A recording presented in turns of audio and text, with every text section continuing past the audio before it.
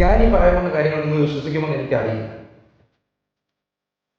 ഇന്ന് നമുക്ക് ട്രെൻഡിങ് ആയ ഡേറ്റ അനലിറ്റിക്സും ഡേറ്റ സയൻസിനെ കുറിച്ച് നമുക്ക് അടിപൊളിയായിട്ട് അറിയാൻ കാര്യങ്ങൾ. പക്ഷേ ഇതേ ടെക്നോളജി യൂസ് ചെയ്ത് 1942 ബിസിനസ്സിൽ മോണോപ്പൊളിയായ ഒരു ബ്രാൻഡിനെ കുറിച്ച് നിങ്ങൾക്ക് അറിയാമോ? 1942 വേൾഡ് വാർ 2 അതിൻ്റെ കൊടുമ്പിരി കൊണ്ട് നിൽക്കുന്ന സമയത്ത് ഒട്ടുമിക്ക ഇമ്പോർട്ട്സും ഇന്ത്യയിലേക്ക് വരാത്തൊരു കാലം. 4 കൂട്ടുകാർ അവർ ആ ഓപ്പർച്യൂണിറ്റി യൂട്ടിലൈസ് ചെയ്തു. അവർ കുറേ ഡേറ്റ കളക്ട് ചെയ്തു.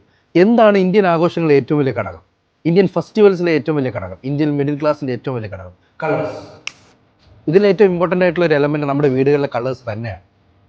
1942 ആ പെയിൻറ് ഇമ്പോർട്ട്സ് ഇല്ലാതിരുന്ന ആ കാലഘട്ടത്തിൽ 4 കൂട്ടുകാർ ഒരു ഗ്യാരേജിൽ അവർ മിക്സ് ചെയ്തുണ്ടാക്കിയ പെയിൻറ്റ്സ് എല്ലാ വീടുകളുടെയും കഥ പറയുന്ന രീതിക്ക് ഒരു മോണോപോളിയായ ഇന്ത്യയുടെ ഒരു പെയിൻറ് ബ്രാൻഡിൻ്റെ കഥ.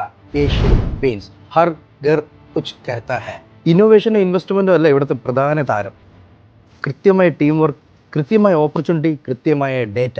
അന്നും ഇന്നും അവർ മോണോപോളിയായിട്ട് നിൽക്കുന്നതിൻ്റെ ഏറ്റവും വലിയ എക്സാമ്പിൾ ഇതാണ്.